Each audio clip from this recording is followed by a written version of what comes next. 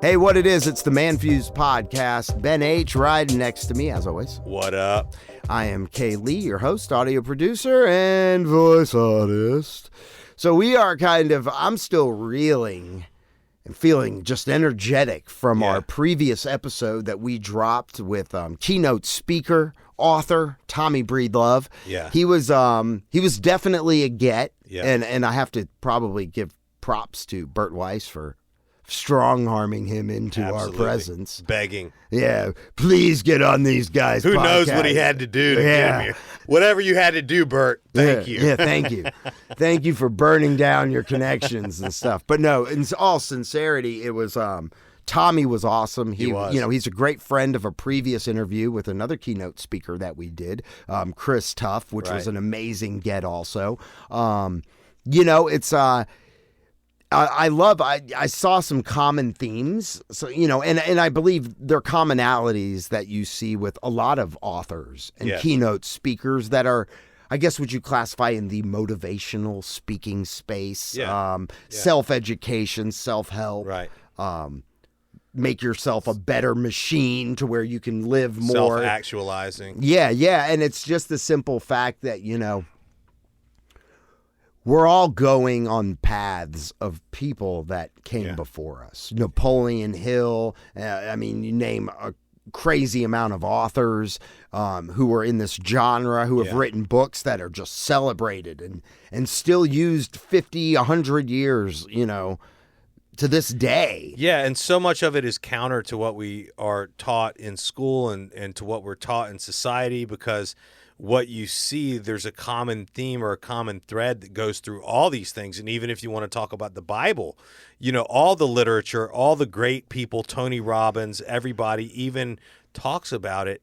It's about what's within you. It's about going within. It's about having the discoveries within yourself. That's where the answers are. The answers aren't out here in the world. The answers aren't with material things. The answers aren't with, you know, going somewhere like a beach or, you know, it's not about that. It's about who you are inside. It's about communicating with yourself and continuing to build that rapport with yourself.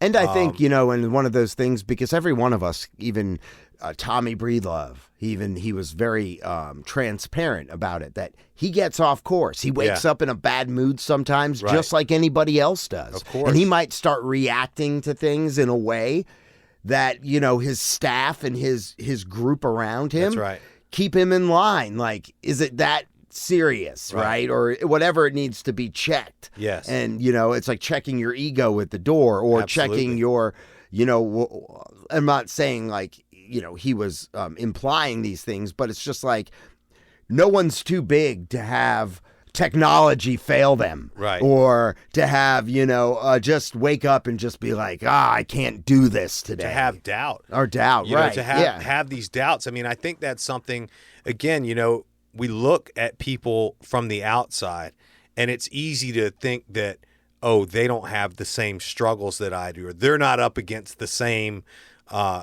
you know, challenges that I am, or something like that. Or, you know, and that's like such a victim mentality where you're saying it's harder for me. But I think we all have that, you know, I mean, because life is hard. Things get really difficult at times. And, you know, I think a lot of what Tommy talks about and a lot of what he's written goes back to that is, hey, you know, you've got to do the work on yourself. Nothing bad can come of doing the work on yourself. No, only self-improvement, right? Absolutely. You get better at handling things. You get better at doing things. You get more efficient. You start to acquire a team around you that helps ground you, keep you in check, keep the mission or the goal in place and moving towards it. And I mean, and that all comes with sharpening your best tool, which is yourself. Yeah, man. You know, discipline equals freedom. like Jocko says. Yeah. I mean, I'm starting to feel really good. You know, we've been doing 75 hard since I hate you. January 1st. Fucking hate you. And I'm currently on day 21 right now. You haven't had a drink in 21 days? No. Good for I've you. done 2 workouts a day. I haven't drank any alcohol. Asshole. I've taken pictures. I've busted through a book or 2. I've been drinking gallons of water, following a diet. But dude, I am a fucking slob. But I am a gross slob. I got to tell you, I mean, up until this point, like literally this morning when I was working out, I was like, damn, dude, I feel great. Like I'm starting to feel really strong. You know what I mean?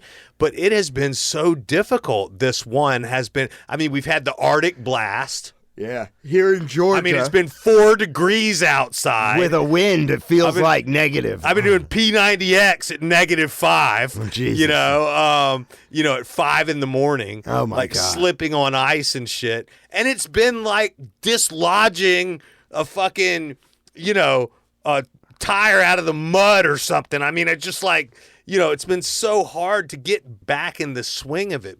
My business has never been in a better place. I have put under contract in the month of January $10 million. Damn. Didn't you say, damn? I have raised for investment $3 million this month of investment capital where people are coming to me and they're saying, hey, can you help me put money to work?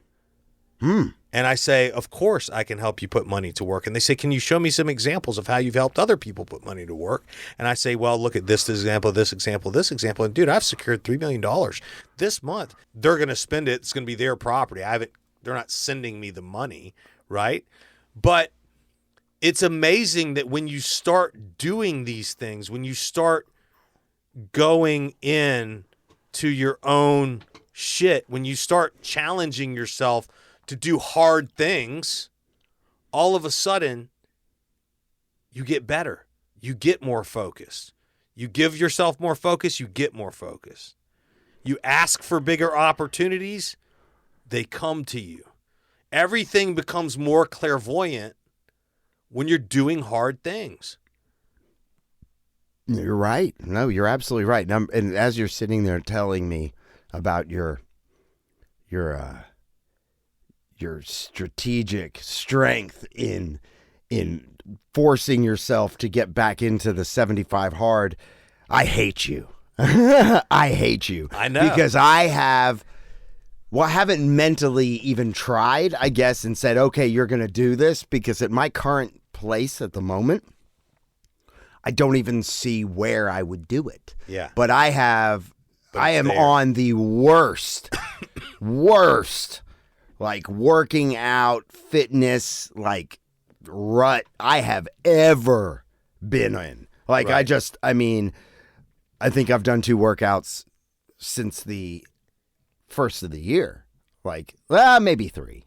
Well, that's 3. That's not horrible, dude. I mean, that's pretty horrible. For me, that's compared horrible. to the 40 that I've done, it's shit. But, yeah. We're not talking about that. Yeah. No, I mean, I'm sitting here that's going, normal. Fuck. But that's pretty regular for someone to work out like that.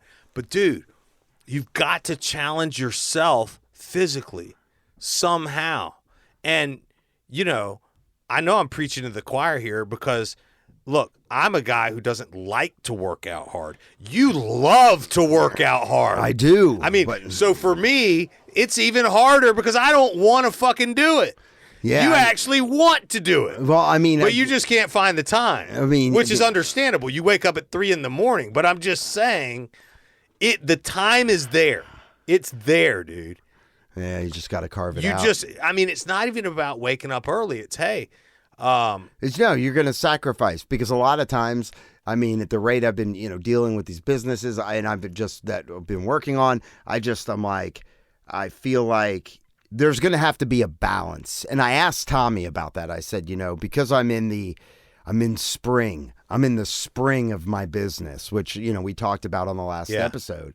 And he's like, the fact that if you can even get to spring, is an amazing feat. Be grateful for that. Right. And, is it okay for me to ask my family to have some patience with me? Because I'm going to be on the phone a lot, and I'm going to be working, and I might be working when it doesn't even seem like I should be working. It might be 9 o'clock at night, and and I still might be going. It's because we are in this position to do some amazing things that will hopefully secure not only money, but security for my family. Okay. I mean, for the future, for people that are riding with me. Yeah. In this, for everybody. Lee has been empire building, by the way, for those of you who don't know. I mean, this guy has been absolutely on fire.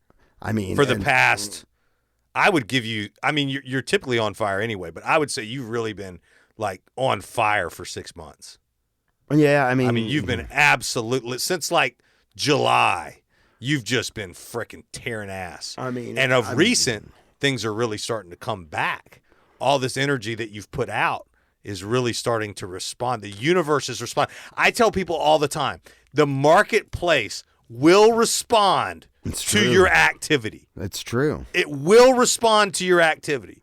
If you need activity, all you have to do is go out into your marketplace and put some action into it, because the marketplace will respond to it. Yeah, it's funny you say that, because one of my... And the marketplace, not to interrupt, is now really responding to your activity. Yeah, I mean, like, it just seems like, I was telling Ben, without going into too much detail just yet, there's another opportunity. I told Ben earlier, I said, in December, I didn't realize it at that very moment before Christmas, but the universe handed me a fucking layup. Yeah. And the layup really I didn't even see it as a complete layup. I saw that there was an opportunity before Christmas, but after we got back from break, it came back into my mind, and I made a couple of steps of action.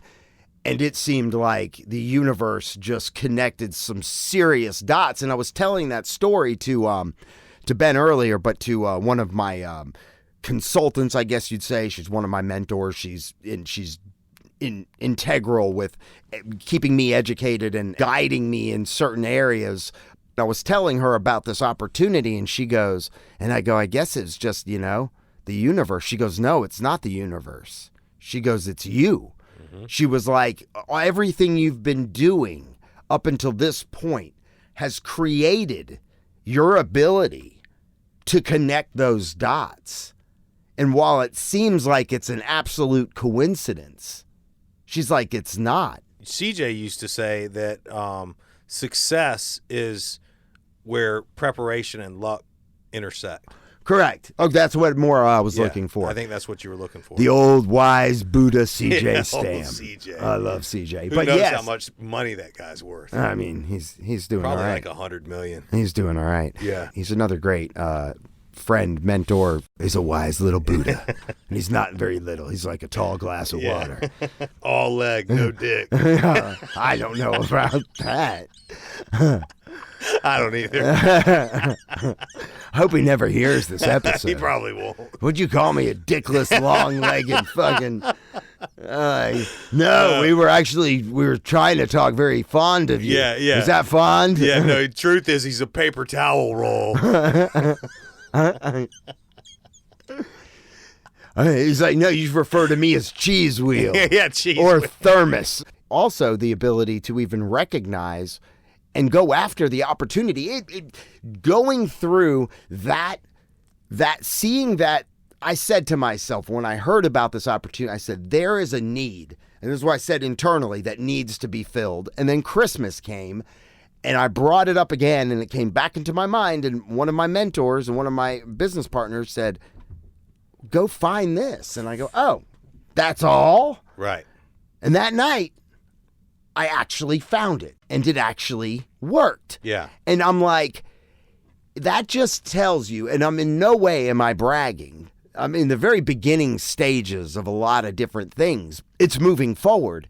But the fact is that if you see an opportunity, and this is what it taught me, and you don't go after it, you don't at least try to connect the dots. When you see an opportunity in real estate, whether it be a house that's not for sale, but he'll sell, you have an opportunity at that point to see if you can find a buyer.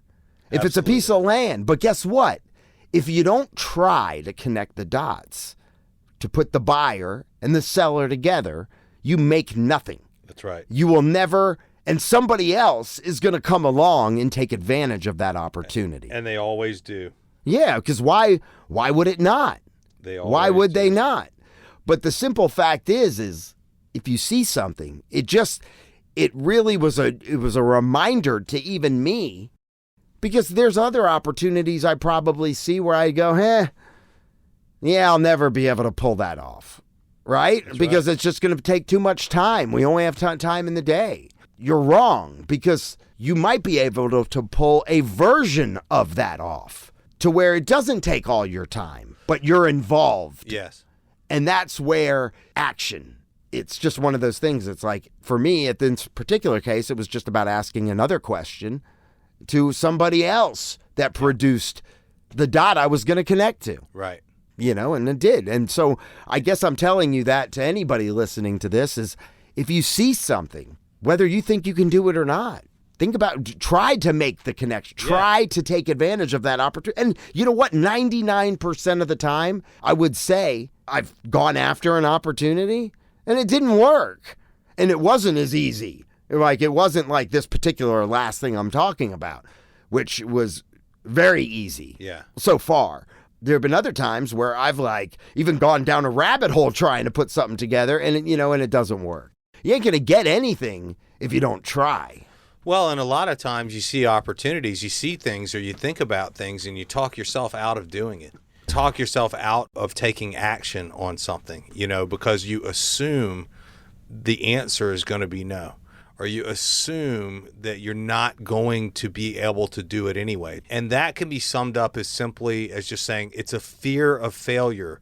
The failure becomes realized when you allow the fear of failure to dictate your actions. Does that make sense? Absolutely, 100%. The failure occurs the moment that you allow yourself not to act based on a fear of failure. Right. It's like false evidence appearing real. All of a sudden, the opportunity's gone. All of a sudden, it was real. It was a possibility for you. If you would have just done something, it would have happened. Made a phone call. If you would have just picked up the phone, if you would have just knocked on the door, if you would have just talked to that girl, if you would have just whatever. And it's not that everything you built yourself for in your life did not put that in front of you at the right moment in time. It did. It all worked. Everything you ever heard of worked. Every prayer you ever prayed was answered in that moment. But you allowed fear of failure to prevent you from acting. Or laziness, or just I don't feel like it, or whatever it was. Yeah, and to me, all that's fear of failure, because laziness is just an excuse to the fact that you're fucking scared. You know what I'm saying? We all get scared. And so they ask me, all of them, they say, well, Ben, what then is the antithesis to fear of failure? It's called faith. Yeah, it's called faith. Blind faith. Faith that it is going to work. I know that it might not work, and I'm afraid to ask the question. But guess what? Just like you said, I see a real need here. Wow, that's a real opportunity. I have faith that that's something that needs to happen, and I know that I'm the guy that could make it happen. Do I know it's going to work? No. Do I think it's going to work? Probably not. I mean, right. Do I even know how the fuck to do it? No. But I have faith, and I just act. Yeah. I just, regardless of how scared I am, I just act. I just do it. Yeah. I just go for it. Right. And yeah, it's just one of those things, exactly what you said. It's like not that the fear isn't present. No, you just go for it anyway. You just choose faith over fear. Right. It's like you said, everything you have lived and done led you to that moment. Everything. Right there. That's right. And it was there for the taking. It was there for you. All you had to do is just reach out and touch it. Right. Your paths crossed with this thing or that thing or her or he or she or what or it. And you saw it. You identified it as an opportunity. Yeah. And you saw it as a real, that could be a possibility. I'll give you an example. One time, years ago, When I first started doing 75 hard and learned who Andy Frisella was, and I've probably told you this story before, Jennifer and I were on a date night, and we were at the Ritz-Carlton. Jack was probably 2 years old. We were still living in Buckhead at the time. I saw Andy Frisella walk by, and I go, Jen, I just saw Andy Frisella walk by. This is after I joined the Arate Syndicate. You know, I was a part of everything he was doing. I read all his books. Had done 75 Hard a couple of times. So I was a great follower and admirer of this guy. Okay? You wanted him.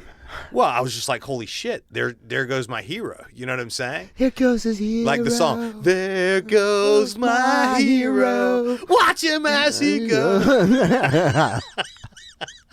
And is that exactly what you did, is you watched him? So in front of my wife, I was like, I'm going to go talk to him.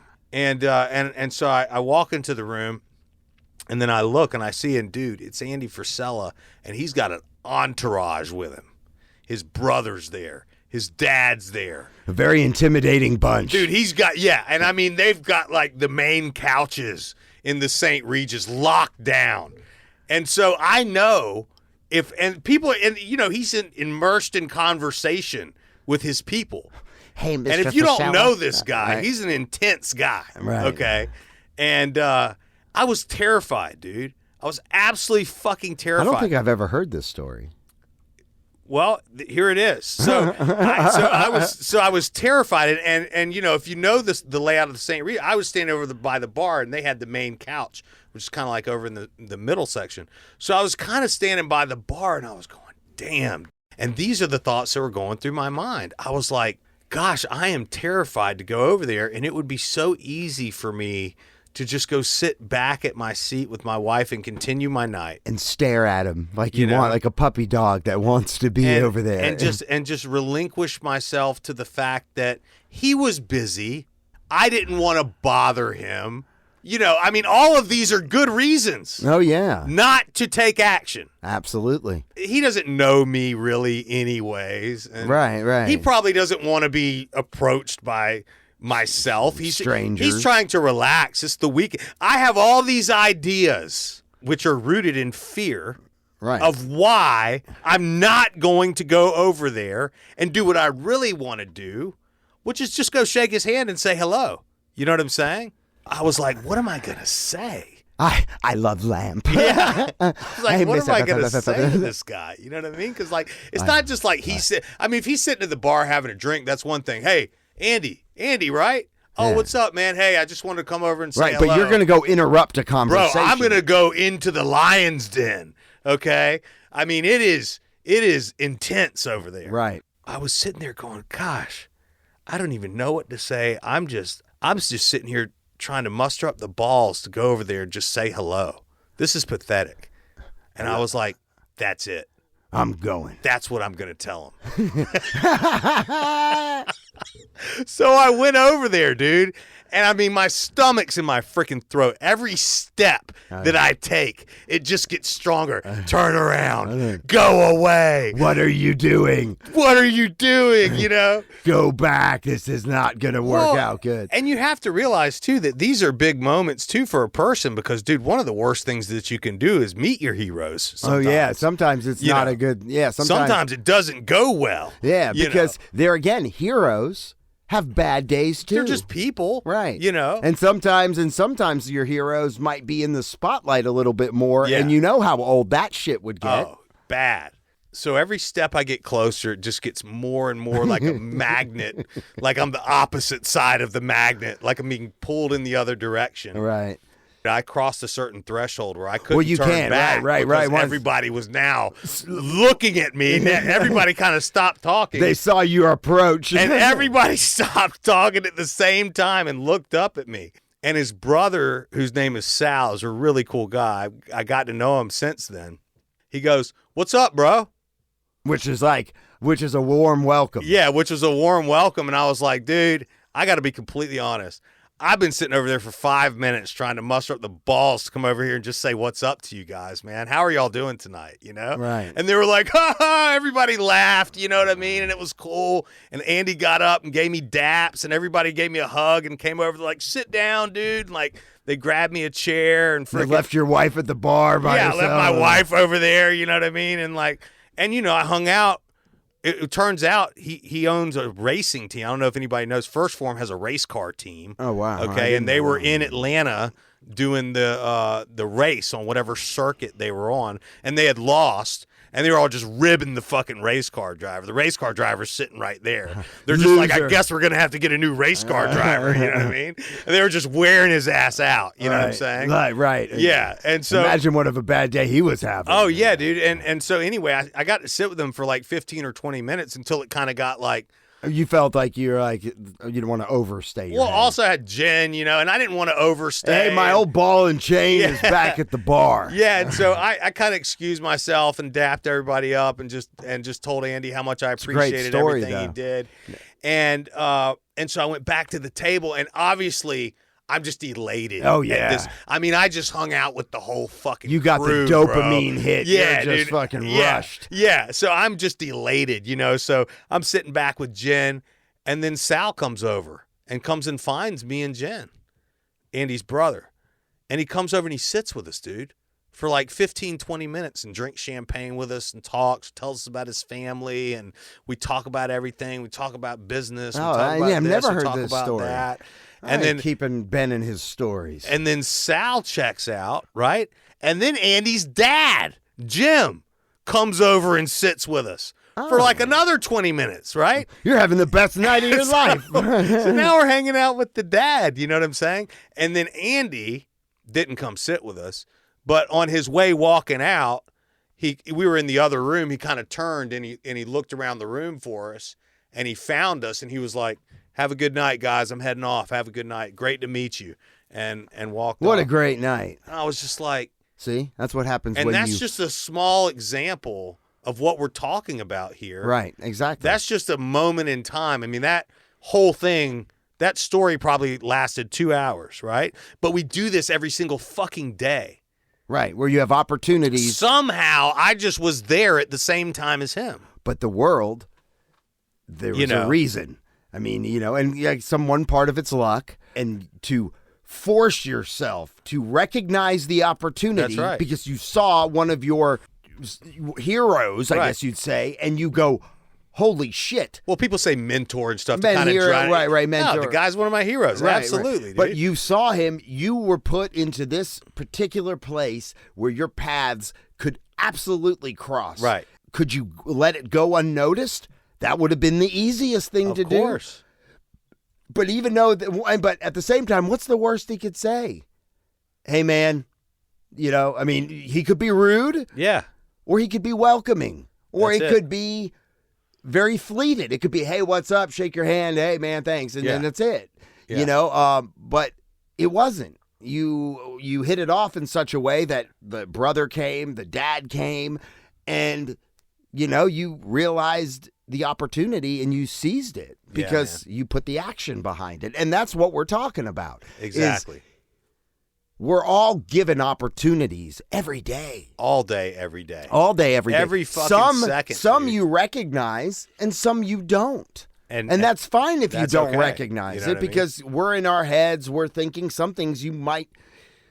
I mean, think about the opportunities that we pass that go unrecognized just because we're focused elsewhere. Oh, it's insane. And it's like what you see in a movie. Like sometimes, like the camera will pan, and you like from the audience, you're seeing it, right? But the character in the movie, completely misses it, right? Whether it be he's about to be killed or, well, I was going to say it could be good or bad. You know, sometimes not seeing certain things is a blessing. And sometimes not acting on certain things is a blessing too, you know. Absolutely, but recognizing, is there, you know, for a reason, and you should seek to surround yourself with great people, and seek to put yourself in a business, put yourself in a place where there are great opportunities. I mean, if you're a drug dealer, you might want to consider a different line of work because most of them end up dead or in jail. So, yeah, you're going to make a couple licks, but guess what? You're going to have a gun to your head one of these days too. I mean, so there's a natural progression for everything that you, for your path in life that you choose and the people who you choose to spend time around. Somebody asked me something the other day, and it broke my freaking brain. Well, we've had him on the show before, Jake Kaufman. Oh. Remember you Jake? talk to him? Yeah, we went and had lunch. Oh. And so I went and had lunch with Jake, and we're just catching up. I mean, there was no real reason to go have lunch. Yeah. Hey, let's go have lunch. Cool. When? Okay, great. I'll see you then. I'll be in Buckhead that day. And so I went and had lunch with Jake. And Jake Kaufman, you can listen to the episode. He's a pretty powerful thinker. He's been through a lot. He wrote a great book. And he's a very cool guy. He's a very cool guy. He's a coach. But he's hard not to go deep with. I mean, he's one of these people that you inevitably are going to end up in a deep conversation with this guy. I mean, no matter what. Right. I mean, so it wasn't the point of the lunch, but by the time we were done eating, we're in this incredibly deep conversation. And he goes, I have a really important question for you. Can I ask it? Ooh, and I said, sure. Loaded. He said, what do you do with your pain? Ooh. I send the pain below. I was like, dude, what? What do you do? He said, with your what pain? do you do with your pain? Well, I'm a Christian, so I like to tuck it way down here. Yeah, yeah, dude. And it hit me like a lightning bolt. I was like, what a question. What do you do with your pain? Well, ask yourself that, anybody that is listening to this, because I think it is a very good question. It's an incredible question. What do you do? And I didn't know how to answer it. Well, I think if I had to identify what I would consider internal emotional pain, things are going to come up in your mind just when you hear the question. Right. But then everybody has a different. I try to not focus. Me personally, when you ask me that question and I'm sitting here repeating it, I try to use it as fuel. Okay. Like to help fuel me Yeah. towards the things that are positive, things that I'm going for, that I'm excited about. Yeah. Versus stew. Now, I would honestly say, looking in, I don't feel like I have the type of trauma, or I've been through the type of trauma that plagues some people. And I have not experienced some of the trauma that other people have experienced, or the upbringing, or whatever it is that would cause real pain. So, but I guess, the pain. It's a big question. A very big question. It's a big, and I get it. I mean, I have an immediate response for it too, but this question stuck with me, and I started thinking about it, and I kept thinking about it. Pain, where like, do you go? I what was do like, I do with dude, you? I was like, he's right, man. He's so fucking right. The issue is, what do you do with your pain? And I was like, I drink my pain. I eat my pain. I avoid my pain. I hide from. I mean, there's all these different things, and it goes really deep. But we do all kinds of different things to deal with our pain, other than Deal with your pain. other than just dealing with it, other than just facing acknowledging it. You're hurt. I'm hurt. Figuring out what it is. When was I? What is this from? What is this behavioral aspect from? What is this feeling of depression? Like, where does this come from? Like, what even is it? You know what I'm saying? Yeah. What is this feeling of loneliness? What is this feeling of sadness? Or what is this feeling of fear? Where does that even come from? Because just like the opportunities that we find where we have to act in faith toward them to actually obtain them, if we just act in fear, if we avoid those things, we will not get those opportunities, right? It's the same thing with regard to doing the work on yourself. If you avoid that, well, it's going to manifest. You somewhere. die with your pain. And it's going to manifest in behaviors and disease. Yeah, right. All different kinds of things. We don't have to heal. We don't have to get better. We can just go through our lives and die with all the things that hurt us, that we hold on to. Right. And we all have something that we're holding on to that's painful, right? Right. But we can also do the work and figure out what it is and let it go, so that we can literally be the best version of ourselves possible. And we can die the hero of our own fucking story. Right. You know what I'm saying? Right. Powerful. That's very powerful. It's a very powerful question. And I would ask our audience or our listeners who hear this to ask themselves that question. What do you do with your pain? What do you do with it, man? Yeah. Are you just burying it with more stuff? Typically. I mean, yeah, that's an easy go-to. Right. Are you having the conversation with your wife that you need to have? Are you having the conversation with your business partner that you need to have? Are you having the conversation? I'm just saying, like, you know, these are things that we hold on to, and it's easy to avoid these things so as not to confront them, because we know it's going to be painful. Right, or uncomfortable. Or maybe it already is painful. And you don't want to appear vulnerable or whatever. I'm just saying, those are just pussy. a few examples, you know. Goddamn. Maybe you do want to smoke a boner. Yeah. Smoke a Or maybe you did. Yeah. And maybe there's a bit of regret, just a little bit. Or maybe you liked it. Yeah. Or maybe you hated it. And that hurts. You can't deal with it anymore. I would ask you to consider that question. I think that's a really deep question. He knew what he was doing when he asked you that question. He sure did, dude. Yeah. He's like, watch this. I'm going to blow his like, fucking mind. Yeah. Because I get the same response to everybody. Exactly. Everybody's like, oh, God. No. Why? Why did I have lunch with you? Yeah. Thanks for listening to the ManFUzed Podcast. Drop us a line, 770-744-5227. Hit us up at ManFUzed.com. Welcome 2024. We are here. Don't be a whore. It's 2024. Don't be a whore. It's 2024. Fu Media.